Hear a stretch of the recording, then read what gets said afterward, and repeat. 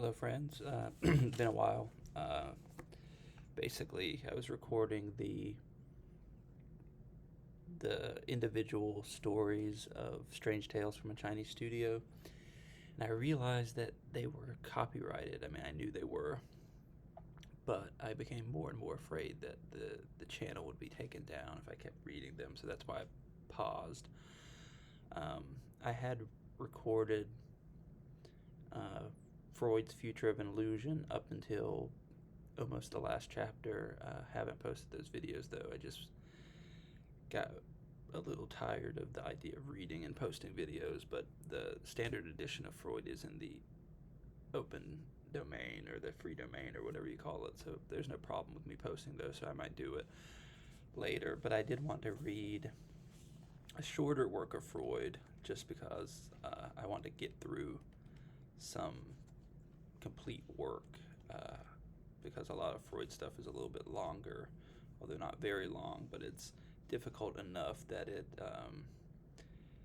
it's hard to read them all the way through. Future of Illusion is quite easy comparably to the more technical works. But anyway, I'm going to read from the Standard Edition, and this is volume 17 of the Standard Edition of the Complete Psychological Works of Sigmund Freud. And it is A Child is Being Beaten, a contribution to the study of the origin of sexual perversions, published in 1919 originally, according to this.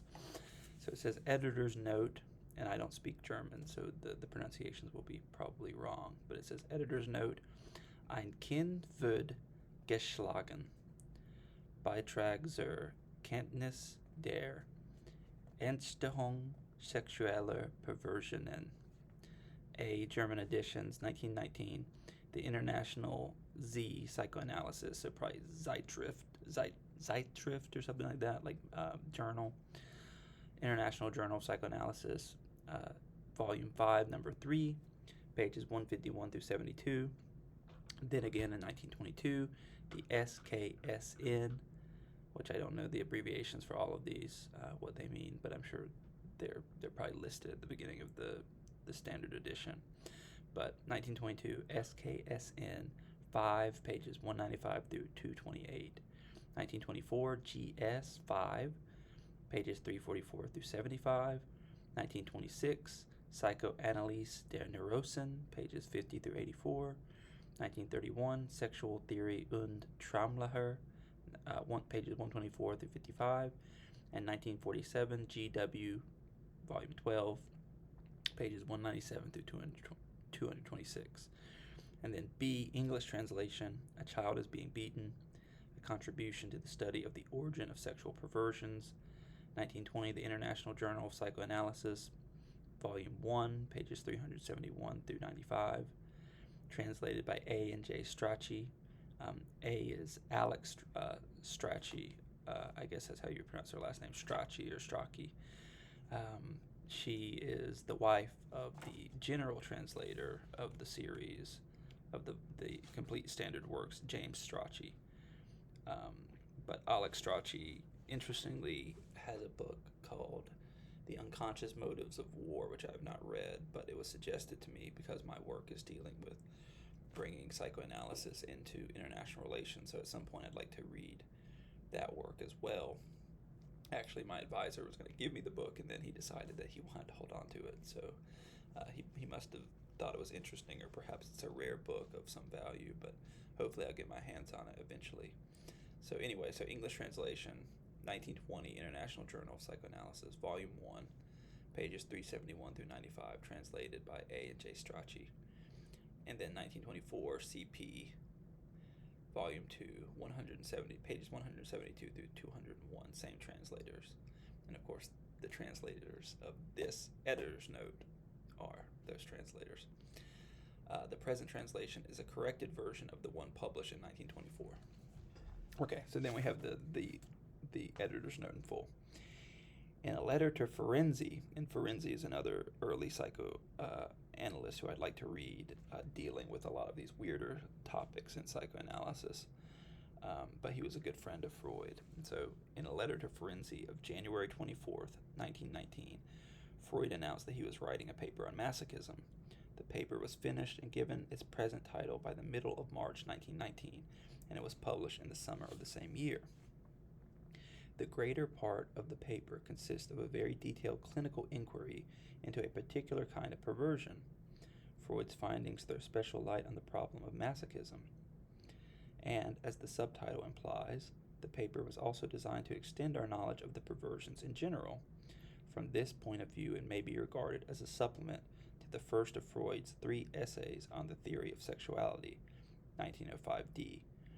So I've been reading the 3 essays, and I'm almost through with the first essay, and it is an essay on the perversions, and there is a section on sadism and masochism, and that follows another perversion. Can't quite remember. I think it was actually voyeurism, or the perversions dealing with viewing and being viewed. I can't remember the technical term that he uses, but there's a passive and an active form of that perversion. Either you want to be viewed or you want to view, and he says that's even more pronounced in the following perversion, and that perversion is sadism and masochism. And of course, sadism is the more active form of that perversion, and masochism would be the more passive. And so that's how he hooks in those 2 perversions. But anyway, so this could be regarded as a supplement to the first of Freud's 3 essays on the theory of sexuality, 1905D. And of course, the second essay goes on to describe infantile sexuality, which was very revolutionary. That's one of Freud's big contributions to human understanding. If you would like to give him the credit for that, some people don't want to give him credit for anything. So anyway, may be regarded as a supplement to the first of Freud's 3 essays on the theory of sexuality, 1905D.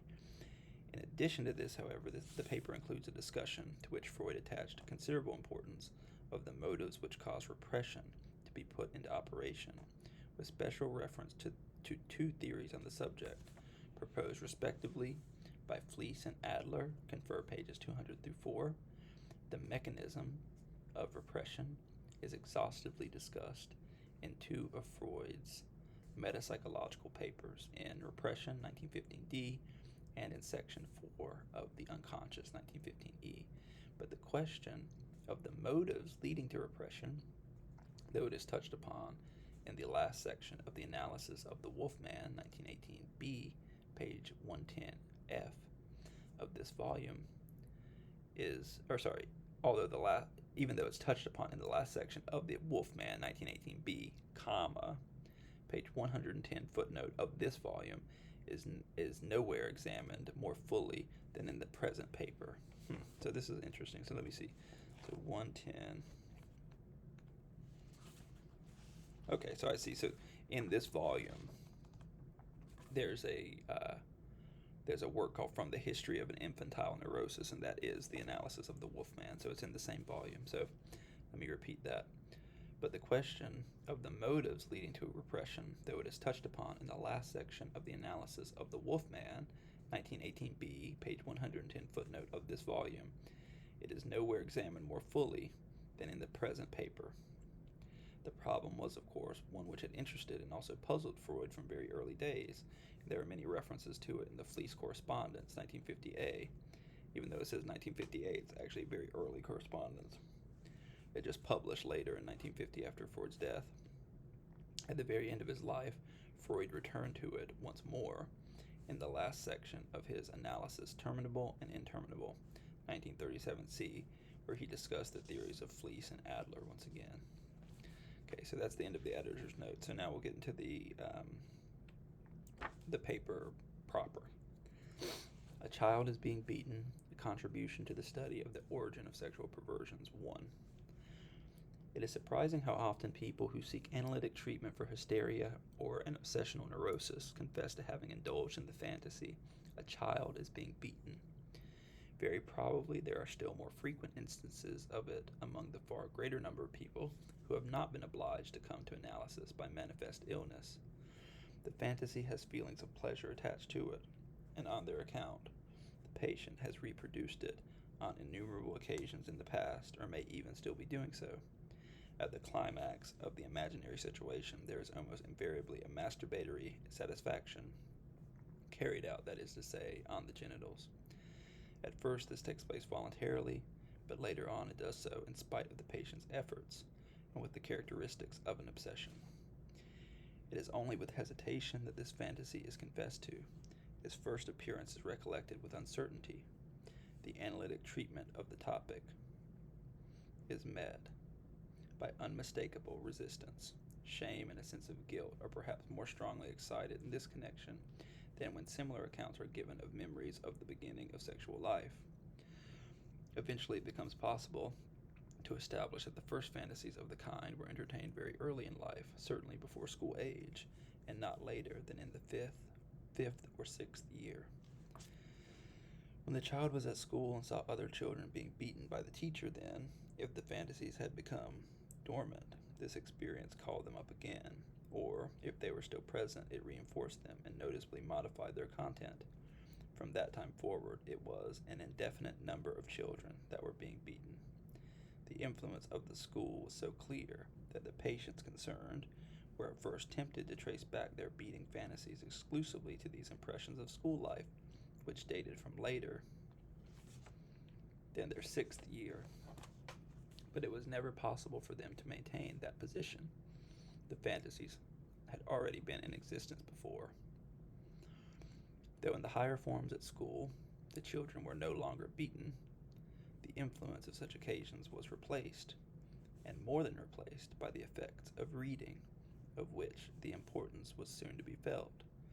In my patients' milieu, it was almost always the same books whose contents gave a new stimulus to the beating fantasies, those accessible to young people, such as what was known as the Bibliothèque Rose, footnote 1, which says, footnote 1, a well-known series of books by Madame de Ségur, of which Les Malheurs de Sophie was perhaps the most popular. So I'm not familiar with this particular text, but I'm assuming there's some beating that takes place in it. So let's go back and reread the sentence. In my patient's milieu, it was almost always the same books whose contents gave a new stimulus to the beating fantasies, those accessible to young people, such as what was known as the Bibliothèque Rose, footnote 1, Uncle Tom's Cabin, etc. The child began to compete with these works of fiction by producing his own fantasies and by constructing a wealth of situations and institutions in which children were beaten or were punished and disciplined in some other way because of their naughtiness and bad behavior. This fantasy, a child is being beaten, was invariably cathected with a high degree of pleasure and had its issue in an act of pleasurable autoerotic satisfaction. So this term, cathected, or the noun version is cathexis.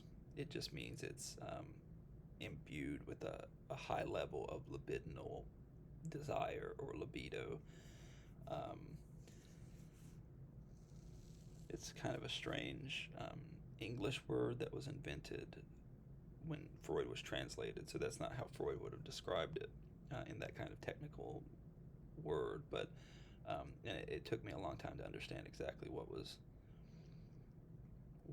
it meant, because sometimes it seems like it's being deflected, like something is being deflected, but it's actually being imbued with it. So invariably cathected with a high degree of pleasure. So the fantasy, your libido, is pushing your mental faculties are pushing libidinal energy into that object. That's what it means, cathected. Or you could say a high cathexis of energy, so a high, like the noun version of that same phrase. So that's what it means, and I think it's pretty clear from this sentence, unlike others where it's a little bit more difficult to understand. So this fantasy, a child is being beaten, was invariably cathected with a high degree of pleasure and had its issue in an act of pleasurable autoerotic satisfaction. It might therefore be expected that the sight of another child being beaten at school would also be a source of similar enjoyment, but as a matter of fact, this was never so. The experience of real scenes of beating at school produced in the child who witnessed them a peculiarly excited feeling, which was probably of a mixed character and in which repugnance had a large share. In a few cases, the real experience of the scenes of beating was felt to be intolerable. Moreover, it was always a condition of the more sophisticated fantasies of later years that the punishment should do the children no serious injury. That's very interesting. So let's read that again. This fantasy, a child is being beaten, was invariably connected with a high degree of pleasure and had its issue in an act of pleasurable autoerotic satisfaction. It might therefore be expected that the sight of another child being beaten at school would also be a source of similar enjoyment, but as a matter of fact, this was never so. The experience of real scenes of beating at school produced in the child who witnessed them a peculiarly excited feeling, which was probably of a mixed character and in which repugnance had a large share.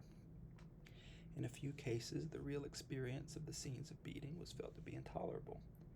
Moreover, it was always a condition of the more sophisticated fantasies of later years that the punishment should do the children no serious injury.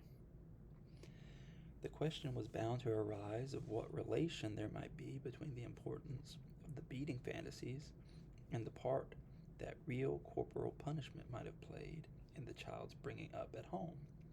It was impossible, on account of the one-sidedness of the material, to confirm the first suspicion that the relation was an inverse one.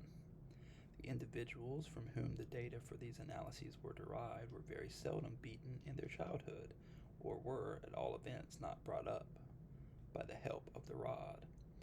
Naturally, however, each of these children was bound to have become aware at one time or another of the superior physical strength of its parents or educators. The fact that in every nursery the children themselves at times come to blows requires no special emphasis. As regards the early and simple fantasies, which could not be obviously traced to the influence of school impressions or of scenes taken from books, further information would have been welcome. Who was the child that was being beaten? The one who was himself producing the fantasy, or another? Was it always the same child, or as often as not a different one? Who was it that was beating the child? A grown-up person? And if so, who? Or did the child imagine that he himself was beating another one? Nothing could be ascertained that threw any light upon all these questions, only the hesitant reply, "I know nothing more about it. A child is being beaten." Inquiries as to the sex of the child that was being beaten met with more success, but none the less brought no enlightenment. Sometimes the answer was always boys, or only girls. More often it was, "I don't know," or it doesn't matter which. But the point to which the questions were directed, the discovery of some constant relation between the sex of the child producing the fantasy and that of the child that was being beaten, was never established. Let me read that again, it's a little difficult. Inquiries as to the sex of the child that was being beaten met with more success, but nonetheless brought no enlightenment. Sometimes the answer was always boys or only girls. More often it was, "I don't know," or "it doesn't matter which." But the point to which the questions were directed, the discovery of some constant relation between the sex of the child producing the fantasy and that of the child that was being beaten, was never established.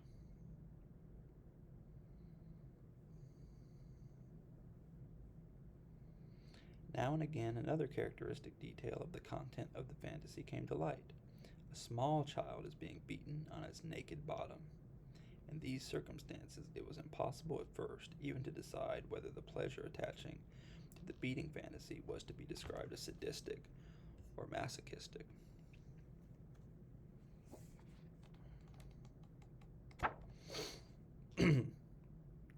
Inquiries as to the sex of the child that was being beaten met with more success, but nonetheless brought no enlightenment. Sometimes the answer was always boys or only girls. More often it was, I don't know, or it doesn't matter which. But the point to which the questions were directed, the discovery of some constant relation between the sex of the child producing the fantasy and that of the child that was being beaten, was never established. Now and again, another characteristic detail of the content of the fantasy came to light. A small child is being beaten on its naked bottom. In these circumstances, it was impossible at first even to decide whether the pleasure attaching to the beating fantasy was to be described as sadistic or masochistic. 2. A fantasy of this kind, arising perhaps from accidental causes in early childhood and retained for the purpose of autoerotic satisfaction, can, in the light of our present knowledge, only be regarded as a primary trait of perversion. One of the components of the sexual function has, it seems, developed in advance of the rest, has made itself prematurely independent, has undergone fixation, and in consequence been withdrawn from the later processes of development, and has in this way given evidence of a peculiar and abnormal constitution in the individual. We know that an infantile perversion of this sort need not persist for a whole lifetime. Later on, it can be subjected to repression, be replaced by a reaction formation, or be transformed by sublimation. It is possible that sublimation arises out of some special process, which would be held back by repression. Footnote 1. This may be related to the theory of sublimation touched upon in Chapter 3 of The Ego and the Id, 1923b.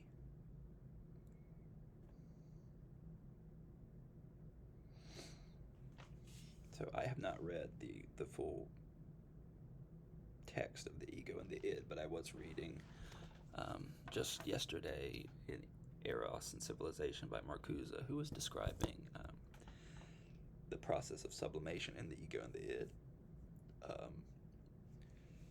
Sublimation can sometimes involve a conversion of object libido, so some libidinal desire for something out in the world, like a person or an object.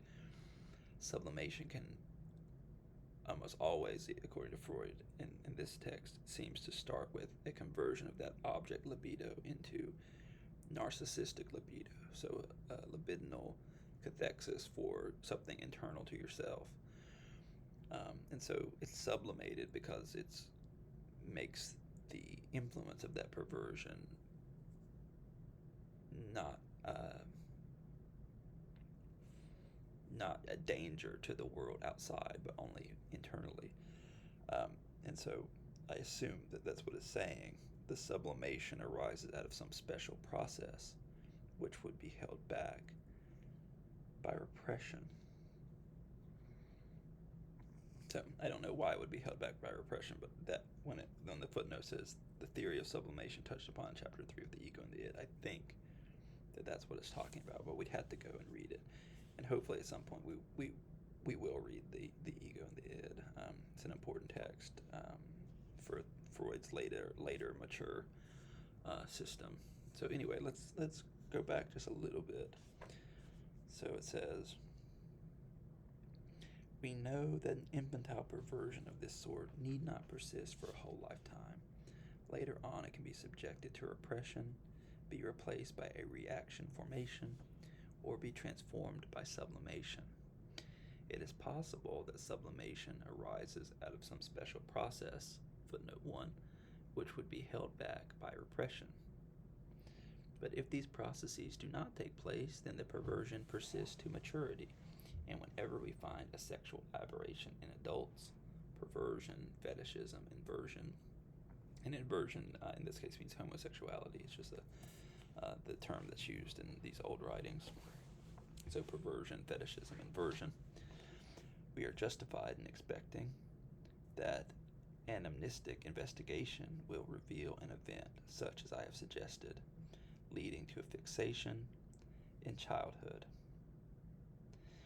So I don't quite know what anamnestic means, but I would assume it means recovering forgotten memories. So going back deep into the past.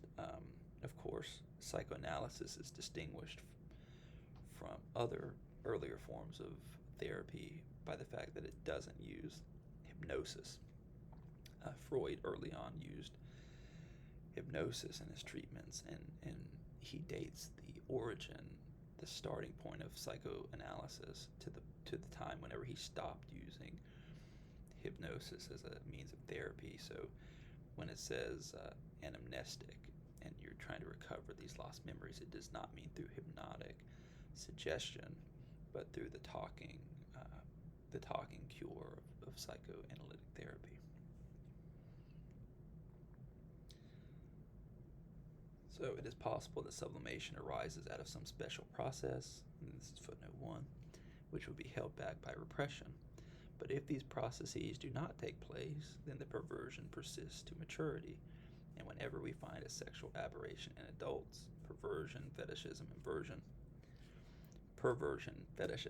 inversion, we are justified in expecting that anamnestic investigation will reveal an event such as I have suggested, to something earlier than just the school age, but something beyond that. We are justified in expecting that anamnestic investigation will reveal an event such as I have suggested, leading to a fixation in childhood. Indeed, long before the days of psychoanalysis, observers like Binet were able to trace the strange sexual aberrations of maturity back to similar impressions and to precisely the same period of childhood, namely the 5th or 6th year. So indeed, long before the days of psychoanalysis, observers like Binet were able to trace the strange sexual aberrations of maturity back to similar impressions and to precisely the same period of childhood, namely the 5th or 6th year. Footnote 2. Footnote 2 says this observation of Binet's 1888 was mentioned by Freud in his 3 essays, 1905d, and commented upon in a footnote added to that work in 1920, Standard Edition 7, 154, page 154. Back to similar impressions and to precisely the same period of childhood, namely the 5th or 6th year. Footnote 2. But at this point, the inquiry was confronted with the limitations of our knowledge, for the impressions that brought about the fixation were without any traumatic force. They were, for the most part, commonplace and unexciting to other people. It was impossible to say why the sexual impulse had undergone fixation, particularly upon them. It was possible, however, to look for their significance in the fact that they offered an occasion for fixation, even though it was an accidental one, to precisely that component which was prematurely developed and ready to press forward. We had in any case to be prepared to come to a provisional end somewhere or other in tracing back the train of causal connection, and the congenital constitution seemed exactly to correspond with what was required for a stopping place of that kind.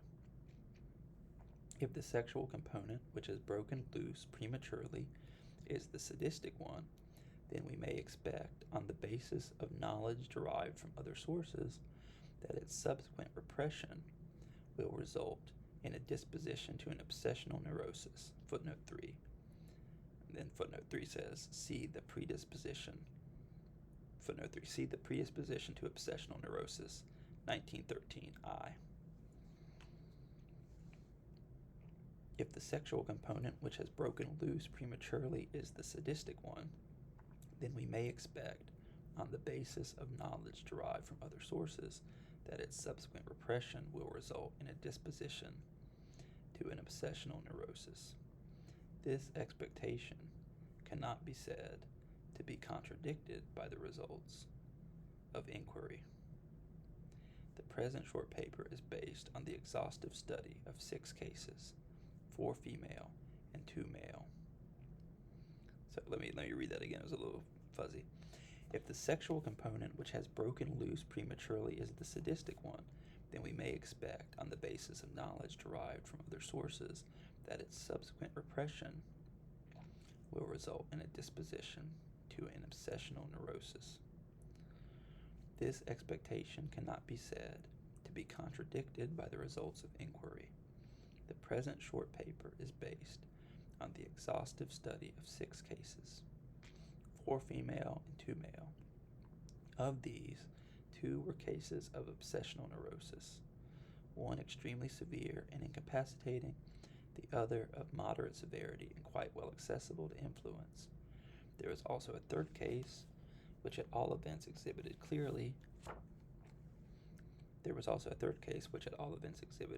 clearly marked individual traits of obsessional neurosis.